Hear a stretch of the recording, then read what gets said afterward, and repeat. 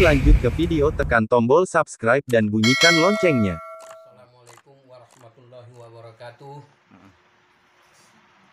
Yang saya minta ke seluruh penegak hukum, termasuk Bapak Polsek di Ukui, Polres, Polda di Riau ini, berdasarkan apa yang sudah saya rasakan, Pak, mengenai lahan saya, maka di sini terus terang saya sampaikan kepada Bapak semua penegak hukum, karena saya betul-betul diintimidasi. Karena apa? Lahan itu saya peroleh dulu. Mula-mula itu saya hanya membeli desa.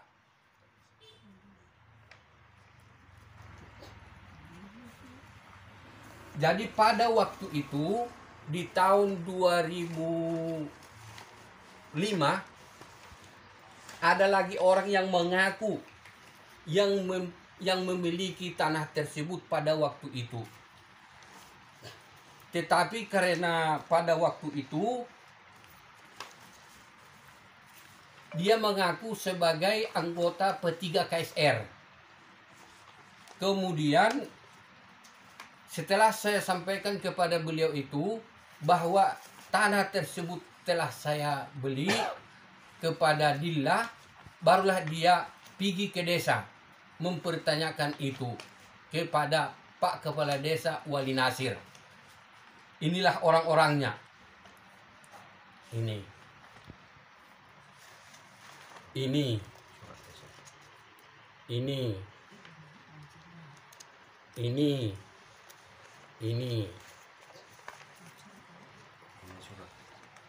Jadi kemudian pada waktu itu Pak Kepala Desa mengambil langkah tegas bahwa lahan tersebut sudah sah saya beli dari Dilla.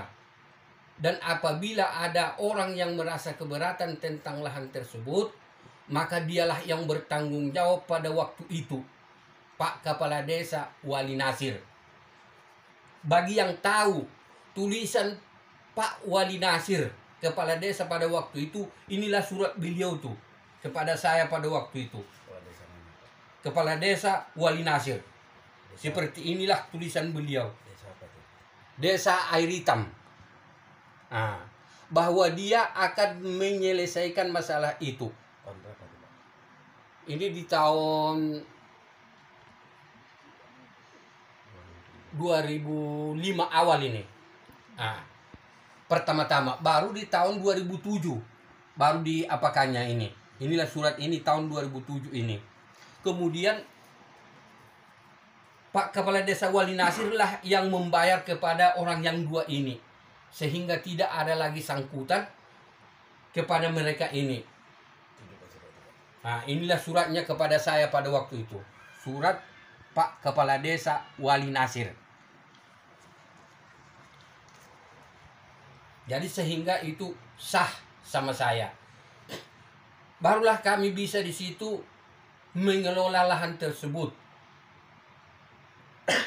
Jadi awalnya untuk mendapatkan surat dari Air Hitam, sebelum ada di situ tanda bukti penanaman dari Air Hitam, tidak ada dapat surat.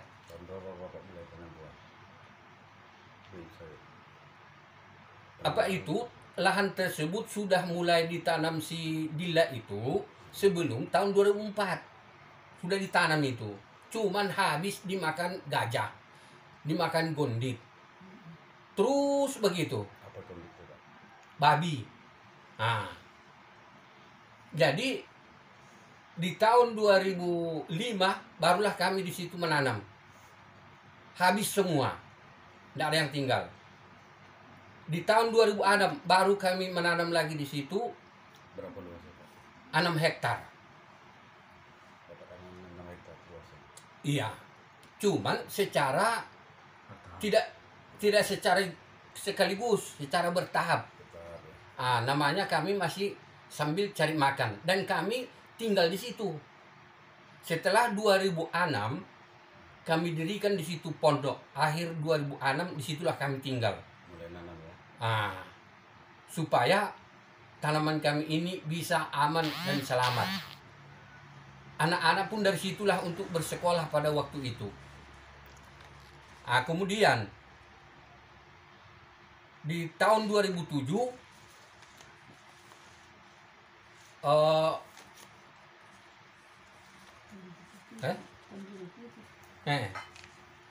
Ya menanamlah terus menanamlah terus di situ di lahan tersebut secara bertahap. Jadi kadang menanam, kadang tidak karena cari makan lagi.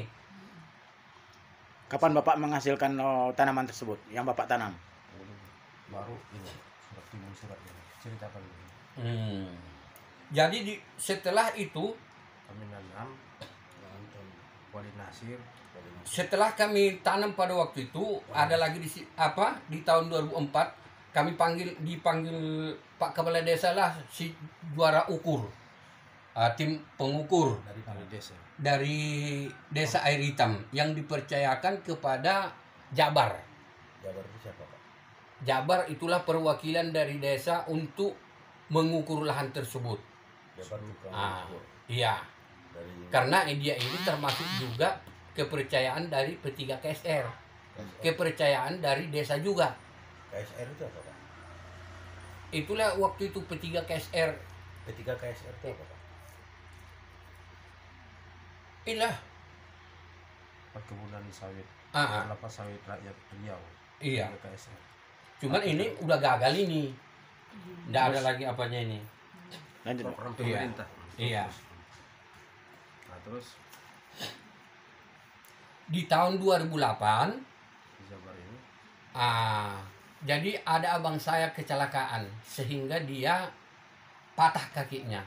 Jadi dialah yang menggantikan kami di situ setelah tahun 2008 sampai 2014. Jadi di antaranya itu malam dia tinggal di situ sendiri, siangnya baru kami datang ke sana. Begitulah seterusnya kami bikin untuk memperjuangkan lahan ini. Jadi pendek kata, makanya saya heran. Selama ini kami tidak pernah ada orang yang mengaku bahwa lahan tersebut ada bermasalah. Tiba-tiba di 2022 tanggal 28 bulan 6 2022 ada orang mengaku siapa itu Pak? namanya Karsito Darsa Merianto Terus dan lain-lain, banyak. itu dari mana itu Pak? Jadi orang ini mengaku datang melalui nama Ormas, Ormas apa itu Pak? Ormas Pemuda Pancasila. Jadi orang itu langsung datang ke situ meminta kepada saya bahwa itu lahan harus dibagi dua. Ya, Ormas Pemuda Iya, Pancasila Pemuda yang Pancasila dari mana, ini meminta begitu kepada saya. Pak? Yang dari mana itu? Pemuda Hmm. Pancasila dari mana Pak? Dari Bagalimo. Bagalimo. Iya. Ingat Bapak Berapa siapa orang itu? namanya? Sudah disebutkan Pak. Jadi sebelum ini saya ceritakan kepada orang itu, dulu sebelum ini kamu sudah pernah membuat musyawarah tentang membuat jembatan, saya dikutip pembayaran. Kamu akui bahwa ini lahan saya. Kemudian dibuat perbaikan jalan, kamu akui bahwa ini lahan saya. Pada waktu itu belum ada di sana yang sah menjadi ketua Pemuda Pancasila di tahun 2018. Yang menjadi ketuanya di situ pada waktu itu itulah Saripudin yang sekarang ini menjadi kepala desa. Jadi mereka inilah bermusyawarah. Hasil musyawarah mereka ini, semua yang memakai jalan tersebut harus membayar 50.000 per pancang per bulan. Kali berapa hektar itu? Jadi sama saya diakui orang itu secara tertulis. Apa tuh tulis itu Pak? Ini suratnya. Ini suratnya. 50.000 per pancangnya. Perpanjangan itu apa tuh Pak? Per hektar atau Bukan 2 hektar. Setiap apanya 2 hektar. per 2 hektar 50.000 dimintanya Iya. per bulan? Iya, per bulan. Itu udah berapa lama diminta dipungut gitu, Pak? Kalau tidak salah, karena saya dibilang di situ tertunggak berutang saya. Berapa utangnya, Pak? Kalau tidak salah 1 juta berapa utang saya. Inilah surat mereka kepada saya.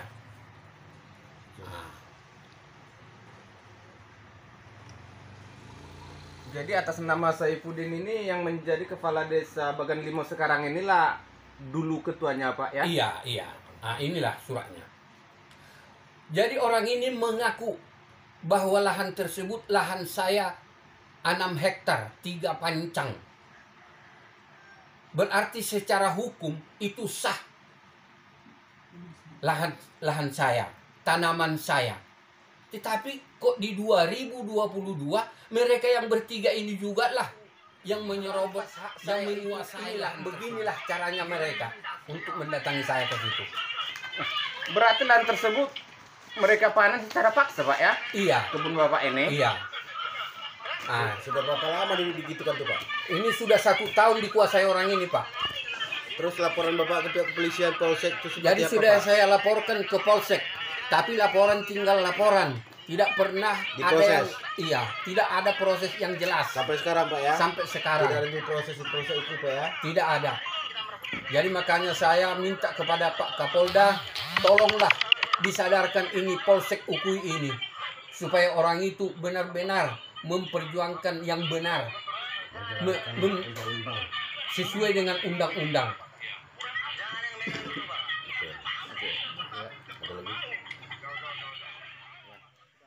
Saya bermohon kepada Pak Kapolda supaya memproses persoalan saya ini supaya secepatnya selesai. Apa yang dilakukan Polsek ini kepada permasalahan saya ini, saya benar-benar sangat tertekan batin, Pak, karena saya menganggap bahwa ini membuat kabur persoalan ini. Yang saya laporkan adalah pencurian, yang diproses mereka adalah surat. Ini yang membuat saya sangat bingung kepada Polsek Ukui. Sudah 1 tahun, Pak. Jadi prosesnya hanya tinggal proses. Tidak pernah ada yang jelas. Jadi apa permintaan Bapak?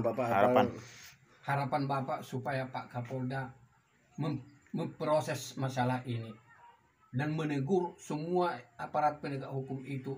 Kalau memang saya salah, disalahkan. Kalau memang saya benar, ya benarkan. Saya Muhammad Idris dari Peradi, Jakarta. Dalam hal ini adalah Pak Barmen Rambe, klien saya yang saya dampingi sampai sekarang untuk mencari keadilan di Polsek Ukui. Laporan Pak Barmen Rambe sejak 6 Agustus tahun 2002 pada jam 11 WIB telah melaporkan pencurian tanda buah sawit dengan nomor LP 13 2002 Rio Res Relawan Sek Ukui tanggal 6 Agustus 2002. Yang sangat janggal dari hasil dari perkembangan ini sampai sekarang pun tidak ada naik ke tingkat penyidikan.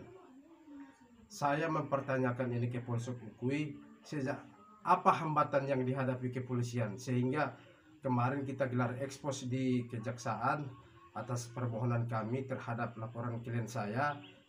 Ternyata di situ ada kekeliruan yang sangat saya sayangkan terhadap teman-teman di Polsek Ukui, karena laporan atas SP2HP yang kami dapatkan dengan SP2HP yang kami gelar ekspos di kejaksaan, ternyata itu bukan SPDP yang kita hadapi di situ. Yang di tangan kejaksaan itu SP2HP bukan SPDP, sehingga dalam laporan saya itu saya pertanyakan mulai sejak laporan 6 Agustus tahun 2002 itu sampai sekarang itu tidak ada kejelasan dan kepastian hukum, sehingga saya meminta dari undang-undang advokat supaya saya sebagai penasihat hukum untuk meminta kejelasan hukum terkait BAP daripada saksi-saksi saya dan BAP kedua semua dokumen-dokumen terkait dengan laporan kami, sehingga dimintai sama penyidik lah supaya untuk menunggu 2 hari ke depan. Mudah-mudahan para penegak hukum di Polsek Ukui, di Kasat Reskrim di Polres Pelalawan, dan di Polda Riau supaya bijaksanalah terhadap laporan klien saya, supaya ada kejelasan hukum, ada kepastian hukum. Untuk itu saya berharap mudah-mudahan saya dari Pradi memohon kepada penegak hukum supaya ada kejelasan dan kepastian hukum terhadap laporan klien saya. Apakah mereka mencuri? Terima kasih. Jadi laporan keterangan yang kami himpun dari lokasi di lapangan sampai sekarang pun orang itu terus-menerus mencuri buah tandan buah sawit, dan itu pun seolah-olah ada yang menggerakkan karena setiap kami datang ke lokasi klien saya itu selalu diajak untuk dimediasi di kantor balai desa karena di sini ada pemerintahan desa atas nama Saripudin, karena dialah yang menggerakkan, patut kita duga menggerakkan OKP Ormas ini untuk merampas memanen lahan bapak ini dengan secara paksa bersama-sama, mencuri tandan buah sawit atas nama Barmen Rambe yang punya kebun, dan dia yang menanam sampai sekarang. Atas kerugian ini kalau secara imaterial saya rasa itu udah mungkin mencapai sekitar 600 juta lebih kurang Kerugiannya ya. Iya. Dan itu secara material, mungkin imaterialnya belum saya sampaikan. Mungkin apa keluarga juga secara psikologis dari keluarga karena ancaman, intimidasi. Ini kami akan buat laporan sampai kapanpun, kami akan kawal ini sampai ke pengadilan, sampai ke tingkat ingkra, ada kepastian hukum yang secara hukum bisa ada kepastian kejelasan hukum. Izin Pak, memang Bapak bilang tadi dianggarkan kerugian materialnya sampai ratusan juta, Pak ya? Iya. Jadi yang saya pertanyakan, udah berapa lama dan berapa luas sebenarnya Pak? Jadi luas daripada kebun klien saya ini ada sekitar 6 hektar. Kalau di total itu menghasilkan setiap panen itu sekitar lebih kurang 5 ton Per setiap minggu. panen. Panen Ya, sekali berapa panen, ya, Pak? Tiga kali 3 kali sebulan. 5 ton kali 36 bulan lah. Itulah secara imaterial kerugiannya. Jadi belum lagi secara fisikisnya bapak ini juga tidak bisa bekerja secara, karena itu dipengaruhi daripada ancaman intimidasi sehingga membuat bapak ini sakit-sakitan sampai sekarang. Mohonlah terhadap penegakan hukum supaya membantu. Adapun saya di sini sebagai penegak hukum juga yang dia diberikan amanat undang-undang supaya membuat terang peristiwa ini, saya minta penegakan hukum pihak kepolisian selalu menjalankan aturan lah sesuai dengan normatif hukum secara undang-undang. Oke, terima kasih. Udah berapa lama Pak, izin Pak? Waktunya tadi belum Bapak bilang, kira-kira dalam anggaran materi kerugian sekian hanya 6 hektar. Berarti kan cukup lama itu Pak. Udah berapa lama ada itu, sekitar 1 tahun orang itu menguasai, karena sejak terpilihlah kepala desa ini mulai gonjang-ganjing. Ada orang-orang yang ingin mengaku-ngaku menguasai lahan itu dan pernah panen di situ kata beliau, tapi sampai itu sekitar tahun 2002 lah itu mulai sekitar setahun lah kalau kita lihat dari mundur dari laporan ini sejak kejadian ini. Jauh sebelumnya itu tidak ada yang merasa terusik, tidak ada yang merasa terganggu, karena Pak Barmen Rambe di situ sebagai hak konstitusionalnya sebagai warga negara berhak mendapat perlindungan hukum secara undang-undang. Terima kasih. Mudah-mudahan teman-teman kita di kepolisian dan kejaksaan atas atensi ini, mudah-mudahan tolonglah berlaku adil terhadap siapapun yang mencari keadilan di negara Republik Indonesia, karena kita equal, sama di hadapan hukum, tidak ada yang beda-bedakan. Hukum itu tidak ada yang kebal. Kalau salah ya tetap kita proses. Nah, ini kami sudah menyerahkan LP-nya ke kepolisian. Mudah-mudahan mungkin di tahap 2 nanti kejaksaan meminta pertanggungjawaban dari penegakan hukum dari kepolisian. Mudah-mudahan kerjasama kita antara pihak penyidik dengan kejaksaan mudah-mudahan berjalan lancar, tidak ada kendala sama sekali sampai sekarang. Terima kasih. Wassalamualaikum warahmatullahi wabarakatuh.